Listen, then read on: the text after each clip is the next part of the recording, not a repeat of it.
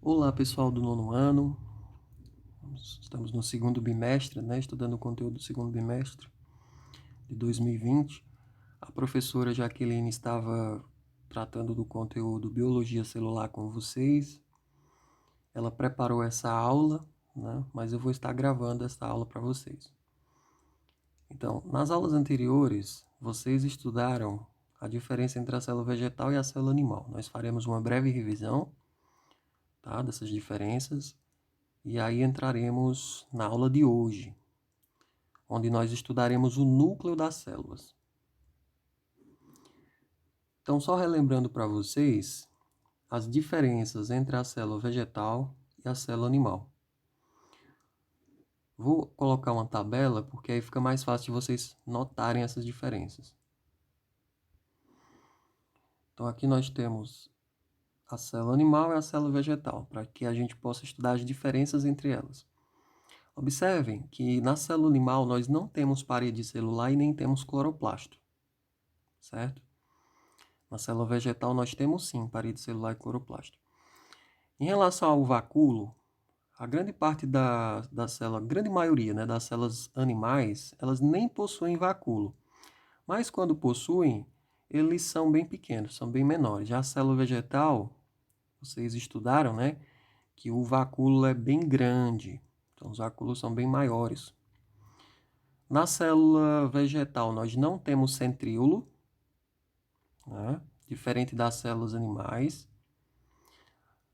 Os dois tipos de células possuem lisossomos e a substância de reserva é diferente na célula animal em relação à célula vegetal. Então, a substância de reserva da célula animal é o glicogênio e a substância de reserva da célula vegetal é o amido. Essas são as diferenças básicas entre esses dois tipos celulares. Observem que tanto as células vegetais quanto as células animais possuem núcleo, que é o conteúdo desta aula. Então, vamos estudar o núcleo. Bom, o núcleo celular é uma estrutura presente nas células eucarióticas, e ele é formado por algumas estruturas, como o envelope nuclear, o nucleoplasma, a cromatina e o nucleolo. Vamos com calma que vocês vão ver cada uma dessas estruturas, tá? Bom, existem células que não têm núcleo, existem células que têm um núcleo, já outras que têm dois núcleos, e algumas que têm vários núcleos. Então, o núcleo ele vai variar em relação à forma, o formato dele e à quantidade. Então, existem células anucleadas, sem núcleo, mononucleadas, com apenas um núcleo, binucleadas, com dois núcleos, e multinucleadas, com vários núcleos. Aqui nós podemos observar esses exemplos. Por exemplo, os leucócitos são células do nosso sangue que são mononucleadas, ou seja, possuem apenas um núcleo. Já nossas células musculares, elas são células multinucleadas. A célula muscular estriada, da nossa musculatura esquelética especificamente, são células multinucleadas, ou seja, possuem vários núcleos, como vocês observam nas setinhas. O núcleo é esses pontinhos em roxo. Aqui nós temos um exemplo de uma célula binucleada, contendo dois núcleos. Um núcleo maior, que a gente chama de macronúcleo, e um núcleo menor, que a gente chama de micronúcleo. No caso, essa célula aí é um paramécio, que é um organismo formado por apenas uma célula, unicelular, ciliado, é um protozoário.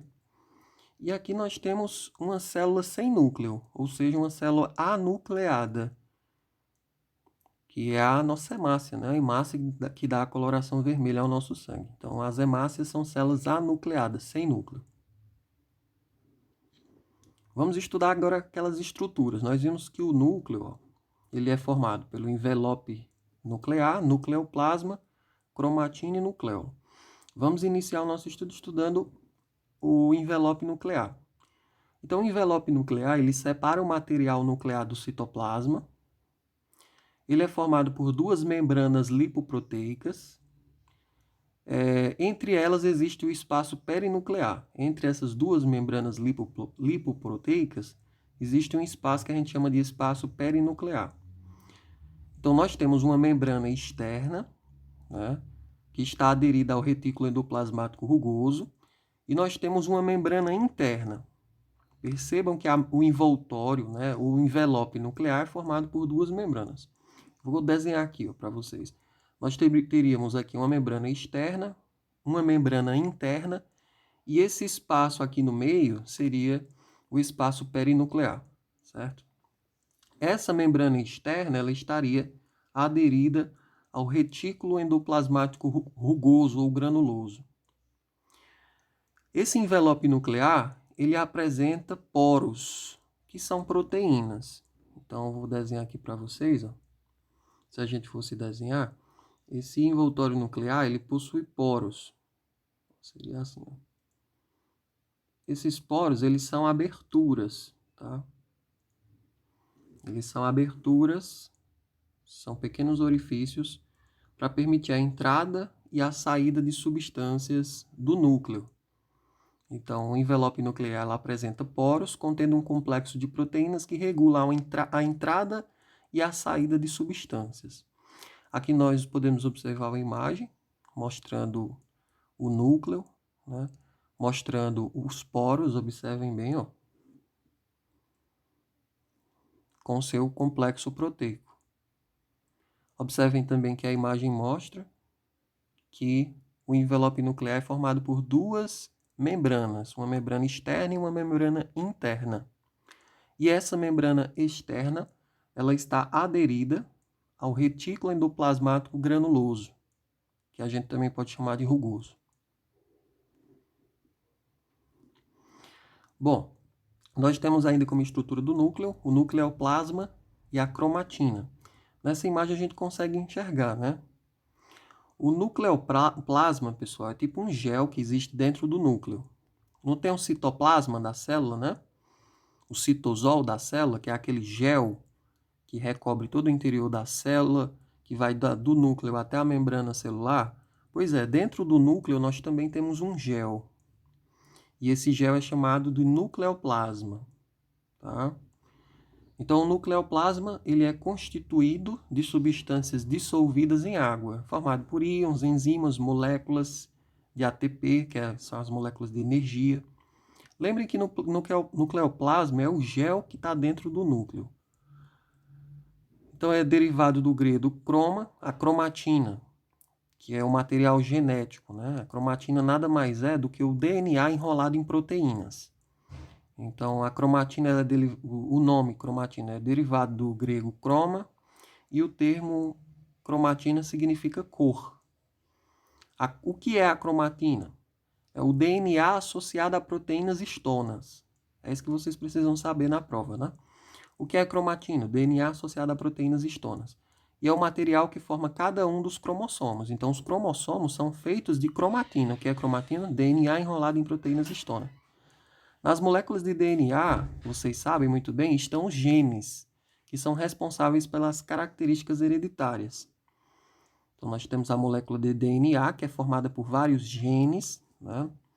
E esses genes eles vão ser responsáveis pelas características hereditárias, como a cor da pele, a cor dos olhos, né? Entre várias outras características.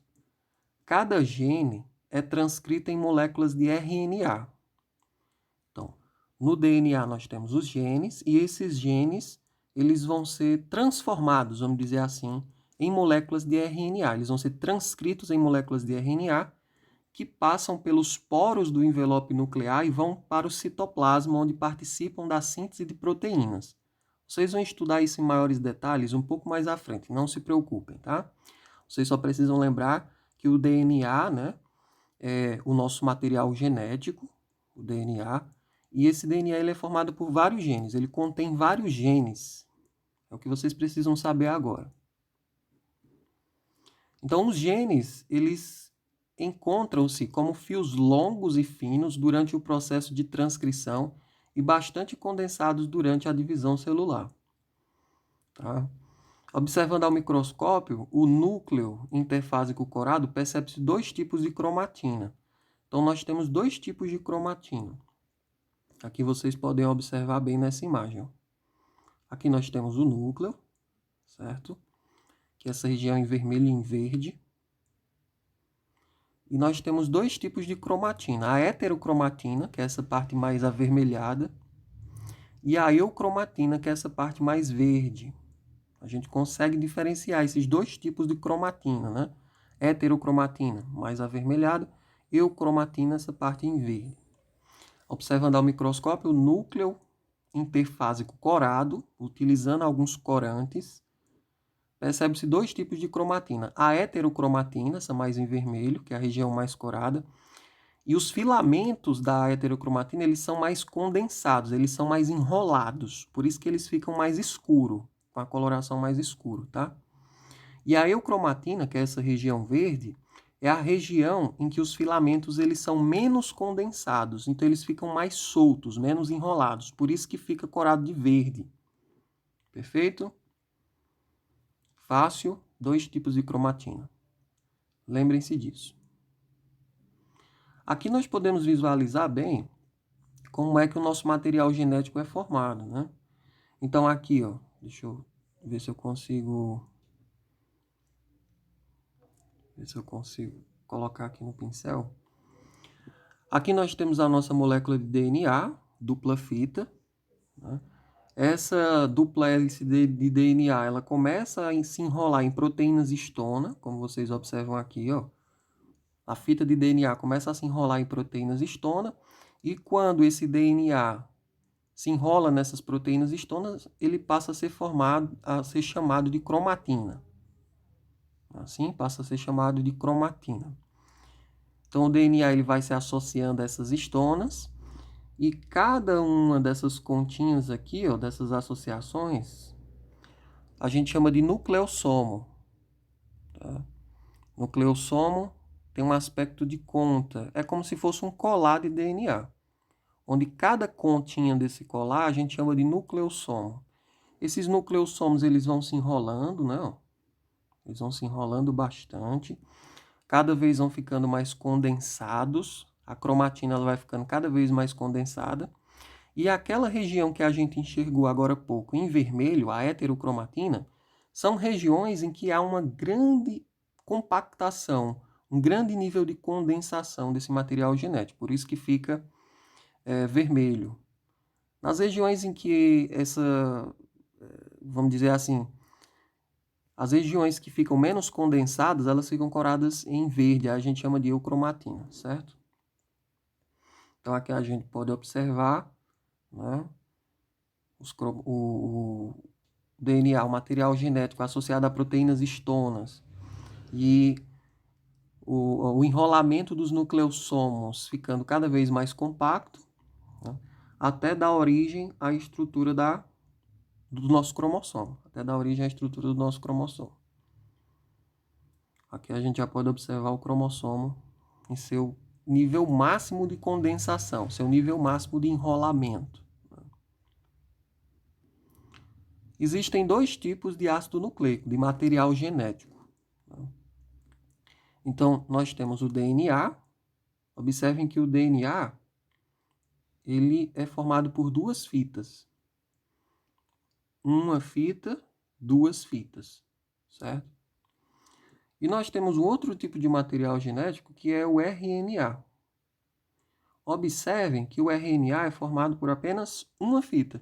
Bem simples, né? DNA, duas fitas, RNA, apenas uma fita. E observem que nós temos também, dentro das duas fitas, algumas bases, que a gente chama de bases nitrogenadas. No caso do DNA, nós temos 4 bases. Quais são elas? A citosina, guanina, adenina e timina. Então, o DNA é formado por as fitas e por essas 4 bases nitrogenadas. Citosina, guanina, adenina e timina. Tá? Vocês podem lembrar assim, ó, CGAT. CGAT. Já o RNA, ele também é formado por 4 bases nitrogenadas, além da fita. Não é assim? Mas vejam que ele tem uma base nitrogenada diferente. Aqui nós também temos citosina e guanina, né? Também temos adenina, Mas em vez de ter a base nitrogenada timina, nós temos a uracila no lugar dela. Essas são as diferenças. DNA, 2 fitas. RNA, 1 fita só. DNA, 4 bases nitrogenadas. Citosina, guanina, adenina e timina. E RNA, também 4 bases nitrogenadas, mas em vez de timina, nós temos uracila. Em vez de T, nós temos U. Tá? E aqui nós temos os tipos de RNA. Nós vimos a diferença do DNA e do RNA e nós temos tipos de RNA. Nós temos RNA mensageiro, tá? Nós temos o RNA transportador ou de transferência e nós temos o RNA ribossômico. O RNA mensageiro, ele transporta a informação contida no DNA para o local de síntese proteica, ou seja, para os ribossomos. O RNA transportador ou de transferência, ele transfere aminoácidos para o local da síntese proteica. E o RNA ribossômico, ele faz parte da constituição dos ribossomos. Perfeito? Então, quando o ribossomo vai ser formado, como mostra nessa figura, uma parte do ribossomo é RNA ribossômico. Só isso que vocês precisam saber. Não se preocupem tanto em compreender o que é RNA mensageiro e RNA de transferência ou RNA transportador, porque vocês vão ver isso em detalhes na próxima aula. Tá? Só gravem que eles existem e a função deles. Vocês vão entender bem melhor na próxima aula. E para terminar esta aula, vamos estudar o nucleolo, que é a última estrutura que faltou. Eu vou voltar aquela imagem para que a gente possa observar. Ele é aqui, ó. Nós estudamos o envelope nuclear, vimos que é formado por 2 membranas, né? 2 membranas lipoproteicas. Nós vimos que nesse envelope nós temos poros formados por proteínas, né? Nós vimos que a membrana externa do envelope nuclear ela está aderida ao retículo endoplasmático rugoso ou granuloso. Estudamos a cromatina, que nada mais é do que a fita de DNA enrolada em proteínas histonas. Nós estudamos o nucleoplasma, que é o gel que está dentro do núcleo. E agora vamos estudar essa estrutura aqui, ó, o nucleolo. Perfeito? O nucleolo. Essa estrutura mais em roxo, aqui dentro do núcleo. Então, vamos voltar lá.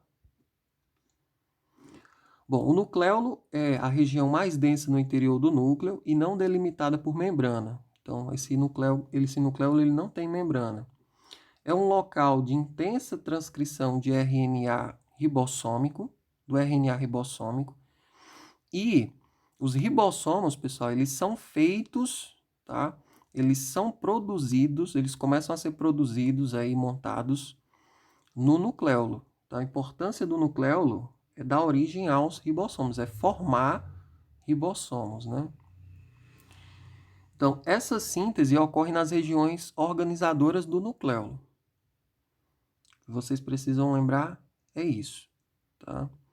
Então, nós temos no nucleolo a formação dos ribossomos. E como é que ocorre essa formação? Você tem a união de RNA ribossômico, né, mais proteínas. Quando você une RNA ribossômico mais proteínas, você vai dar origem às ribonucleoproteínas e você vai originar os ribossomos. Então, os ribossomos nada mais são do que a união entre RNA ribossômico e algumas proteínas. Bom, era isso que vocês precisavam saber nesta aula. Espero que vocês estudem, revisem o máximo possível. Muito obrigado, bons estudos.